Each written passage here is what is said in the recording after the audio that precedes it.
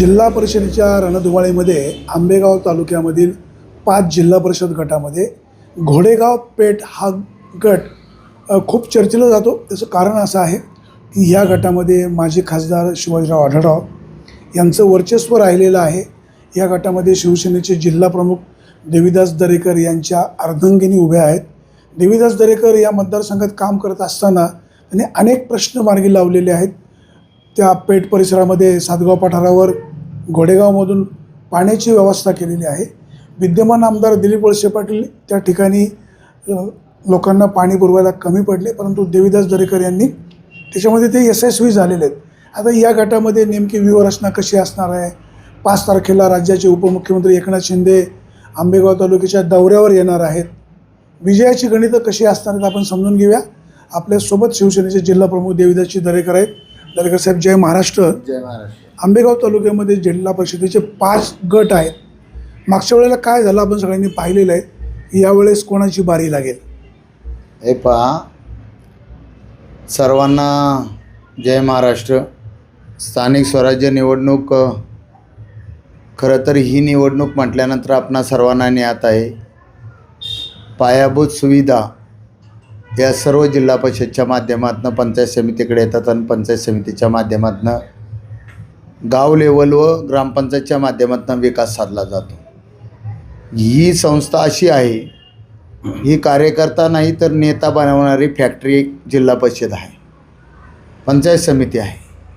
आपण राज्याच्या राजकारणामध्ये नव्हे तर देशाच्या राजकारणामध्ये पाहिले, बरेचसे सरपंच, पंचायत समिती सदस्य, त्याच्यानंतर जिल्हा परिषद सदस्य, त्याच्यानंतर आमदार, मंत्री, मुख्यमंत्री ते केंद्रामध्ये सुद्धा मंत्री ह्या जिल्हा परिषदच्या माध्यमातून आपण पाहिलेलं आहे।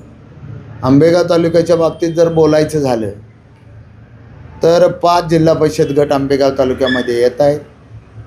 5 जागेंवरती आम्ही खरं तर शिवसेनेचे 2 जिल्हा परिषद सदस्य, एक घोडेगाव पेठ जिल्हा परिषद गटातून आणि एक पारगाव गटातून आम्ही उभे केलेले आहे। पारगाव आणि पेठ हे 2 मतदारसंघ जास्त चर्चेले जातात। म्हणजे खालचा पारगाव आणि जवळे, पारगाव जारकरवाडी जो गट आहे त्या गटामध्ये शिवसेनेचे 2 धनुष्यबाणाचे चिन्ह घेऊन उभे असणारे उमेदवार आहेत। अरुणभाऊ गिरे आणि माझी पत्नी सुवर्णा दरेकर या ठिकाणी उभे आहेत जिल्हा परिषदसाठी। त्यानंतर तुम्हाला माहितीच आहे, तुतारीचं चिन्ह घेऊन सुद्धा देवदत्तजी निकम, कळम चांडवली जो गट आहे त्याच्याकडनं तुम्ही तुमच्या शिवसेनेचा तालुका प्रमुख तुतारीकडे पाठवलं, हे काय नेमकं? हे बघा, त्यांची पत्नी गेलेली आहे। तालुका प्रमुखाची पत्नी जेव्हा पक्ष सोडून जाते, काय लोकांनी काय अर्थ घ्यायचा? पत्नी, हे पहा, ह्या तालुक्याचं राजकीय गणित वेगळं आहे वाणी साहेब। तो वळसे पाटलांना टार्गेट करायचं? वळसे पाटलांना टार्गेट करायचं सोबतच काय, तर जनतेचा विकास करायचा आहे आम्हाला। मान्य, विकास 100% करा, पण अशी अभद्र युती नेमकं काय समजायचं? आता वळसे पाटील किती अभद्र युतीमधून जाऊन आलेले ते मी राज्याच्या राजकारणामध्ये पाहिले। पहिले वळसे पाटील यांच्याबरोबर गेलते, उद्धव ठाकरेंबरोबर गेले होते, काँग्रेसबरोबर गेले होते, सत्तेमध्ये मंत्रिपद झाले आणि त्याच्यानंतर आता पुन्हा भाजपका गेले, परत शिवसेनेक गेलेत। आज कोणाची अभद्र युती सगळ्या पक्षांना चालते, मग खालच्या कार्यकर्त्याला काय प्रॉब्लेम हो? हे सामान्य जनतेच्या विकासासाठी सगळेजण एकत्र आले तर काही प्रॉब्लेम नाही। आणि हे अभद्र विभद्र हे आपण बोलूच शकत नाही, कारण गेले कित्येक वर्ष पाहतोय तेच कार्यकर्ते, तीच लोक आणि तीच भानगडी, याच्यापासून काहीतरी लोकांना बी संध्या मिळाल्या पाहिजे ना। हे तुम्हाला पण लागू आहे ना? मी तेच सांगतो तुम्हाला। मी ज्यावेळेस उभा राहिलो आहे त्यावेळेस माझ्या पत्नी ज्यावेळेस उभी राहिली, मी तर जनतेला डायरेक्ट आव्हान केलं होतं, कोणीही उभं राहा, तुमच्यातली कोणी सामान्य महिला उभी करा, त्याला निवडून आणायची जबाबदारी देवीदास दरेकरची आहे। परंतु माझ्या पक्षाने पुन्हा मला सांगितलं, बा तुमची मिसेस उभी करा, संधी तुम्हाला आपल्याला जायचं आहे, तुम्ही आता जनतेचा कौल घ्या माझ्या मतदारसंघामध्ये। बा माझी पत्नी उभी केल्याने दरेकरांनी राजकीय वारसदार निर्माण केला का, यावरती सुद्धा तुम्ही संवाद साधू शकता, माझा काही प्रॉब्लेम नाही। दुसरा प्रश्न, स्थानिक स्वराज्य संस्थेमध्ये मी तुम्हाला आजच सांगतो, आंबेगाव तालुक्यामध्ये 15-0 होणार म्हणजे होणार. पंचायत समिती 10च्या 10 झेडपी 5च्या 5 यांना 5च्या 5 यांना जे वळसे पाटलांचे पुतणे पारगावला उभे आहेत 100% पराभूत होतील, यामध्ये तीळ मात्र शंका नाही. हा आमचा कॉन्फिडन्स नाही सांगत, हा लोकांचा जनतेचा कॉन्फिडन्स आम्ही सांगतोय तुम्हाला. प्रत्येक कार्यकर्ता ज्यावेळेस उभा राहतो तो कॉन्फिडन्स नाही सांगतो मी विजय होणार, परंतु जनता पण तेच सांगते का यावेळेस काही भावामध्ये आपल्याला परिवर्तन आंबेगाव तालुक्यामध्ये करायचं म्हणजे करायचं. पारगावमध्ये शिवसैनिकावर अन्याय करून अरुण गिरेंना शिवसेनेत घेऊन उमेदवारी दिली, मतदार साथ देतील? हे पहा, अरुण गिरे हे शिवसेनेचंच होते, ते राष्ट्रवादीत गेले, पुन्हा ते राष्ट्रवादीतून शिवसेनेत आले. आत्ता त्यांना घेऊन नाही, आमच्या उमेदवाराचा टेक्निकल प्रॉब्लेम आला. टेक्निकल प्रॉब्लेम कोणी आणला? यांच्याच लोकांनी आणला. आम्ही एवढे सुसंस्कृत आहे. काय तांत्रिक प्रॉब्लेम केला? खऱ्या अर्थाने वळसे पाटील हे ठेकेदार आहे, कॉन्ट्रॅक्टर असणं ही काही चूक नाही आहे, परंतु त्यांचं लायसन्स संपलेलं असताना त्यांना सीओनी त्यांचा दाखला द्यायला नाकारला. परंतु ते निवडणूक आयोगाचं काम आहे ना, तर वळसे पाटलांचा रोल आहे, राजकारणाचा काय विषय? तेच सांगतोय, नाकारला कोणी? सीओनी नाकारलाय. प्रशासनाने जे कागदपत्र हवी त्या कागदपत्रामध्ये प्रशासनाने सांगितलं तुमच्या का असे पेपर असल्यामुळं हे असल्यामुळं, परंतु त्यांचं लायसन्स संपलेलं आहे, सगळं संपलं आहे. फक्त रनिंगमधली जी कामं चालू आहेत त्या क्लॉज येतोय, त्या क्लॉजच्या अंतर्गत ते बसले नाही. आम्हाला निर्णय घ्यावा लागला. अरुण भाऊ म्हणले भाऊ मी येतो, आम्ही निर्णय करून अरुण भाऊला तिकीट दिलं, त्यात वागो काय. परंतु आमच्या मोठ्यापणा बघा बरं का वाणी साहेब, आजही त्यांचा पंचायत समितीचा उमेदवार एक अवसरी गटातला त्याच पद्धतीचा ठेकेदार आहे, त्याच पद्धतीची कामे चालू आहे. मी ऑब्जेक्शन घेतलं, परंतु संबंधित निवडणूक निर्णय अधिकाऱ्यांनी सांगितलं तुम्ही टाईम संपल्यानंतर अर्ज केला आहे. कायदा काय सांगतो, तुम्ही 11 ते 3 वाजेपर्यंत छाननी असते. विशिष्ट टाईम आहे का छाननीला? काय तुमची तक्रार प्राप्त झाली, छाननी संपेपर्यंत तुम्ही छाननी चालू केली, अर्ध्या तासात छाननी संपवली, मी उशिरा गेलो, थोडा तक्रार दिली, त्याच्यावर मी हायकोर्टात आता रिट पिटिशन दाखल करतोय. तो त्या सीओनी याला दाखला दिला आहे, त्याच्यावर आता सीओनची सुद्धा पळापळ झालेली त्या बोगस दाखल्याच्या संदर्भामध्ये. परंतु आम्ही असा विचार केला सुसंस्कृत राजकारण करू, चला एखादा उमेदवार उभा राहिला आहे ते बी माफ करायची आमची तयारी असते. यांनी ती नाही केली, यांनी तिथं फोन करून सांगितलं दाखले देऊ नका म्हणून. आता फोन तुम्ही म्हणणार फोन तुम्ही केलेला पाहिला आहे का? आता जे गुडफितमध्ये अधिकारी सांगतात ते काय खोटे नाहीत. तो झाला विषय. आता पारगावच्या जनतेला बदल, एवढ्या दिवस तुम्ही त्यांच्या सोबतीला होतेच नाही एकेकाळी, मग त्यावेळेस चांगली लोक होती ना. तुम्ही गेल्यावर बिघडले असा आरोप का? आमचा आरोप बिघडले का चांगले? ती जनता ठरवली ना, जनतेने 15 आणले ना. आता विजय झाले ना. अहो राजे, विजय होणं, जो माणूस 60-70 हजाराने विजय होतो तो 1500 येतो, मग याचं काहीतरी आहे ना. तुमच्यासारखे सोडून गेल्यावर पुढे पुढे मागे होणार ना. बघा मग का सोडलं आम्ही, याचं आत्मपरीक्षण करायलाच हवं ना. असे कितीतरी सवंगडी सोडून गेले, कितीतरी सवंगडी त्यांच्यापासून दुरावलेत, याला काहीतरी कारण आहेच ना.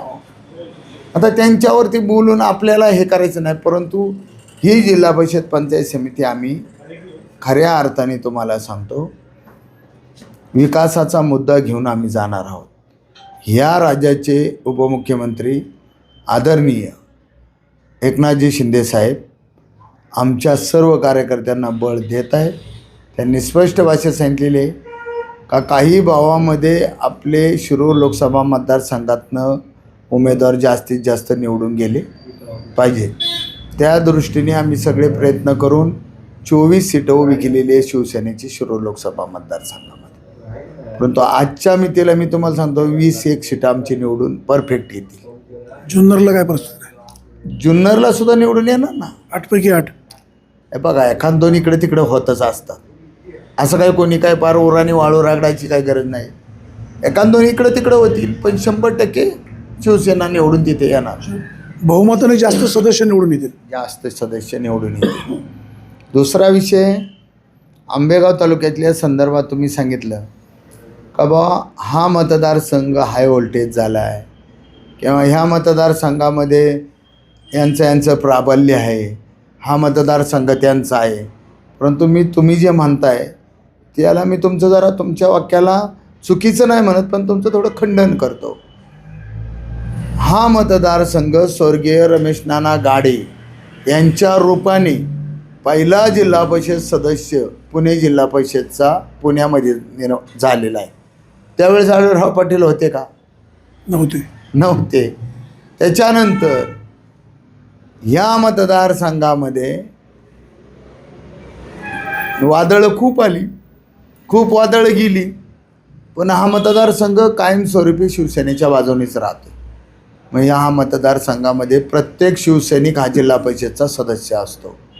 त्या शिवसैनिक प्रत्येक पंचायत समितीचा नागरिक हा त्या जिल्हा परिषद पंचायत समितीचा सदस्य असतो. कारण का प्रत्येक शिवसैनिक स्वतःची मीठ मिरची भाकर घेऊन स्वतःच्या पदरमोड करून या मतदारसंघामध्ये शिवसेनेचा भगवा ध्वज सातत्यानं तेवत ठेवतो आहे. याला कारणही तसंच आहे हो. आमच्या मतदारसंघामध्ये कोण देवीदास दरेकर आला काय, गेला काय, शिवसेनेमध्ये राहिला काय, नाही राहिला काय, शिवसेनेचा मूळ गाभा ह्या मतदारसंघामध्ये आहे. तो केव्हाही बदलणार नाही. कोणी ह्या मतदारसंघावर दावा करायची गरज नाही. देवीदास दरेकरने सुद्धा करायची गरज नाही. कारण का शिवसैनिक एकदम असे आता उत्स्फूर्तपणे मी पाहतोय शिवसैनिकांची खूप चांगल्या प्रकारचं काम शिवसैनिकांचं चालू आहे. घोडेगाव पंचायत समिती गणामध्ये माजी आमदार बेडी अण्णा काळे यांचे नातू मी उभे केलेले आहेत आम्ही. ते सुद्धा ह्या फोडाफोडीचं राजकारण, आता फोडाफोडीचं राजकारण तुम्ही म्हणा बरं, एका हाताने तर टाळी वाजत नाही ना. आपल्या धर्मामध्ये काय 2 हातानेच टाळी वाजवावं लागते ना. ती एका हाताने नाही टाळी वाजली, फोडायची गरजच लागली नाही मला. तेच स्वतःहून म्हणाले आमचा उमेदवार तुकाराम काळे हे 100% फिक्स होते, विजय घोडेकर आमचे फिक्स होते. परंतु आम्ही सगळे कपिल काळेंनी आमच्याकडे मागणी केली, बाबा मी तुमच्याकडे येऊन उभा राहू शकतो. मी आमच्या लोकांना विचारलं, आमचे लोक म्हणले हरकत नाही. जर बेडी अण्णांच्या कुटुंबाला आपल्याला पुन्हा एक न्याय द्यायचा असेल तो न्याय देण्याचा प्रयत्न शिवसेनेच्या माध्यमातून झालेला आहे. मुख्यमंत्री एकनाथ शिंदे पारगावला येतात. राज्याचे उपमुख्यमंत्री अजित पवार यांचं दुर्दैवी अपघाती निधन झालं. राज्याचे मुख्यमंत्री फडणवीस यांनी जिल्हा परिषदेच्या जाहीर सभा घेण्याचं रद्द केलं. तुम्ही मात्र सभांचा सपाटा लावताय. हो वाणी साहेब, वास्तविक पाहता तुम्ही पहा, तुम्ही आता हे म्हणाला ते बरोबर आहे. खूप खूप मोठे नेते आहेत. अशोक सभेच्या नावाखाली प्रचार चालू आहे. जाहीर प्रचार बंद आहे, गाड्याच्या फिरतात, त्याला भोंगी नाही. तुम्हाला माझ्या मतदारसंघातच दाखवतो, राष्ट्रवादीच्या गाण इकडून गाड्या फिरतात बोंगी लावून. हे काय खोटं बोलत नाही मी. राज्याचे मुख्यमंत्री सभा रद्द करतायत आणि तुम्ही डेप्युटी असताना सभा घेताय. तेच सांगतोय तुम्हाला. अहो त्यांच्या कुटुंबाला त्यांचं अजितदादांचं मी तुम्हाला एक क्लिप पाठवतो. गिरीश बापट साहेब ज्यावेळेस निधन झालं त्यावेळेस गिरीश बापटांच्या मुलांचे फ्लॅक्स लागले. भूतकाळ तर आता हा जर तुम्ही वर्तमानात जरी असला तरी पण तुम्ही पाहताय का किती वेळा शपथविधी काय हे जनतेला भावलेलं नाही आहे. वाणी साहेब आपल्या कुटुंब अशा लोकांना सोबत ठेवता का? मग कोणी सोबत ठेवले? जिल्हा परिषद पंचायत समितीला आम्ही आमची ताकदीवर स्वतंत्र राज्यात सोबत मांडीला मांडी लावून बसतं ना. तर राज्यामधली अलायन्स ही तुम्हाला काय नवीन नाही. सगळ्या राष्ट्रीय पक्षांची काय अवस्था आहे राज्यामध्ये तुम्हाला माहिती आहे. एकत्र कोणताच मतदार जागरूक झालेला आहे, तुमचा जोमडा लावून देतोय त्याचंही बरोबरच आहे. एक हाती सत्ता जर असली तर चिरडतील लोक. मतदार राज्याबरोबर काम करतोय, मग तिथे अलायन्स केल्याशिवाय पर्याय नसतो ना. म्हणून ते राज्यामध्ये एकत्र आलेले आहे. एकनाथ शिंदे साहेबांची सभा पारगावमध्येच ठेवण्याचं नेमकं कारण काय? हे पहा, खरं तर शिरूर आणि आंबेगाव हा विधानसभा मतदारसंघ आहे.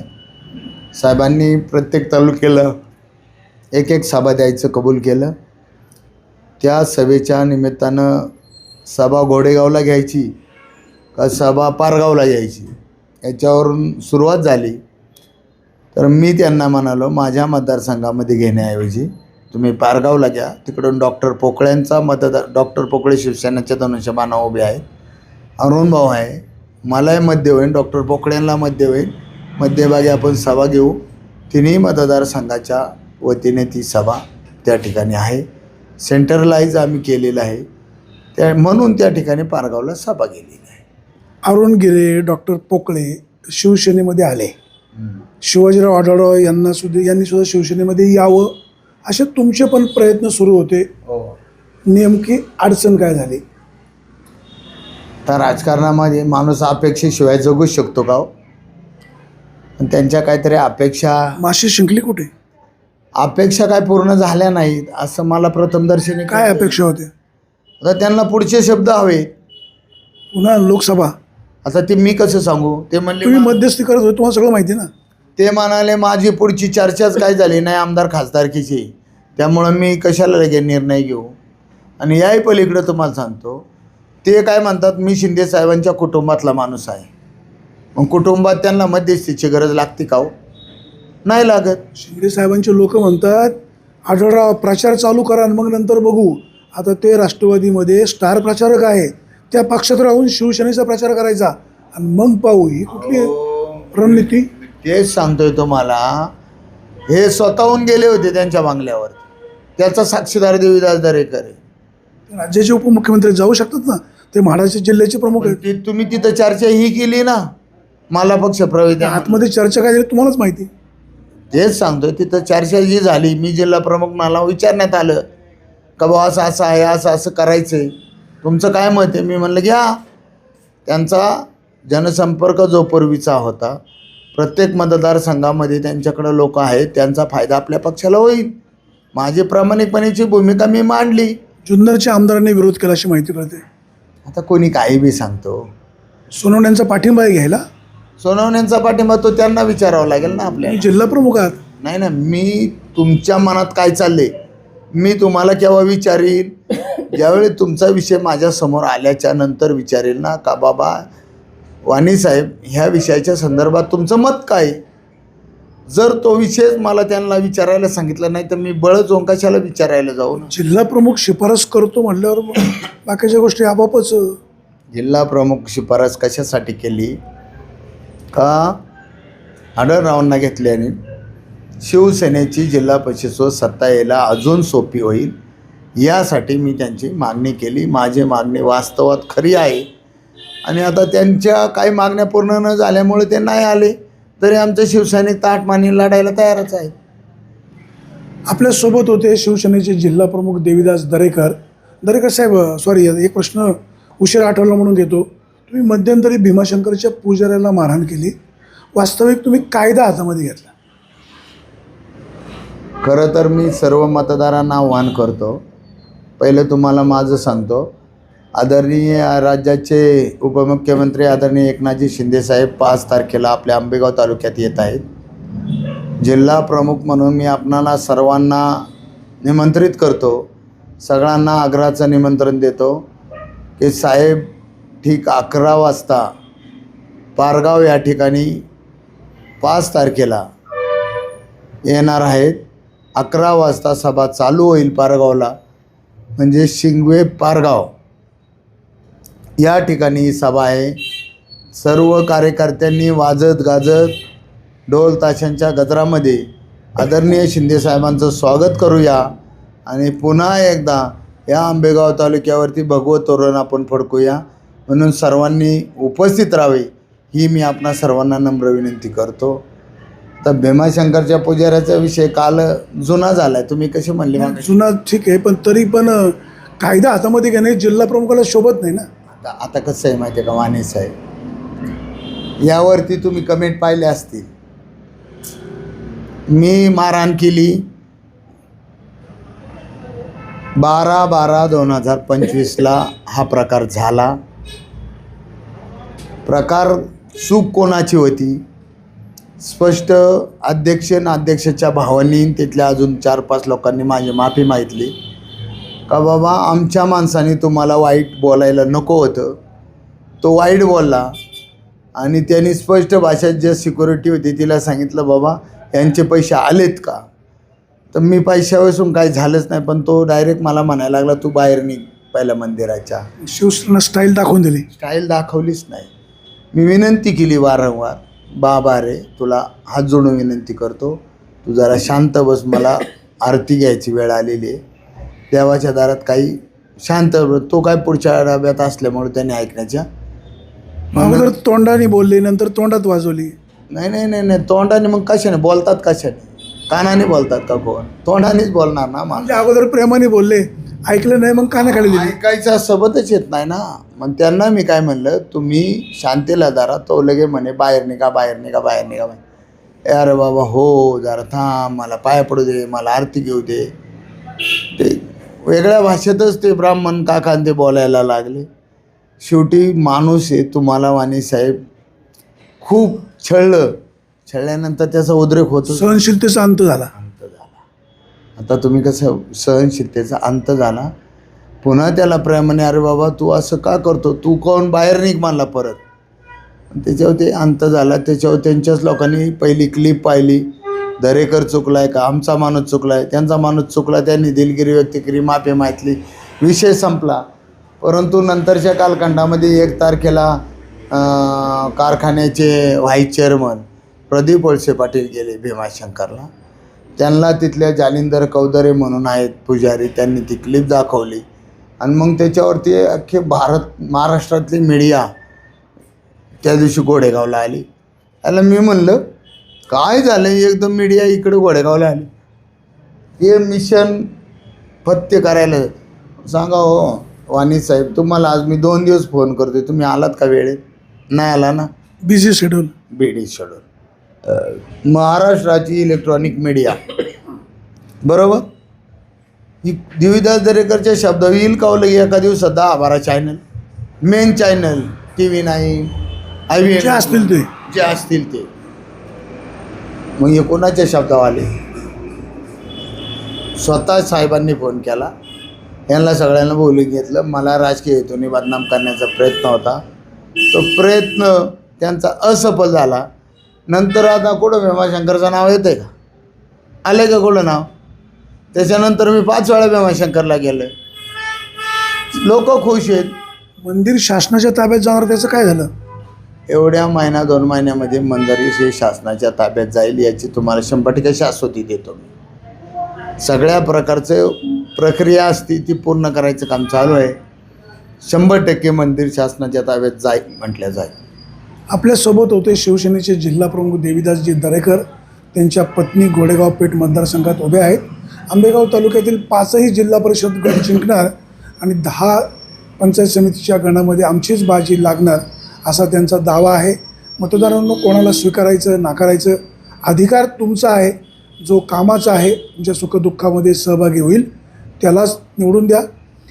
निवडणूक म्हटलं की हा लोकशाहीचा उत्सव आहे. या उत्सवामध्ये सगळ्यांनी सहभागी व्हा. अधिकाधिक मतदारांनी बाहेर पडून मतदान करा आणि प्रशासनाला सहकार्य करा. सुरेश वाणी, विघ्नर टाइम्स, घोडेगाव.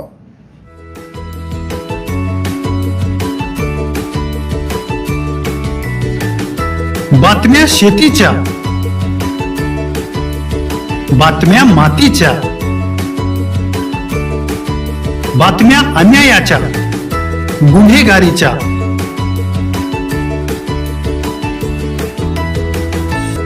राजकारणाच्या आणि समाजकारणाच्या, शोषणाविरुद्ध बुलंद आवाज, जनसामान्यांच्या हुंकाराची गाज, सत्कार्याला प्रोत्साहन, दुष्कृत्याला अनुशासन, निर्भीड, निस्पृह, सडेतोड, बेधडक आणि रोखटोक म्हणजेच विघ्नहर टाइम्स. शोध बातमीचा, ध्यास सत्याचा. आपलं चॅनल, आपली बातमी. सबस्क्राईब तर कराच, पण बेल आयकॉनवर क्लिक करायलाही विसरू नका.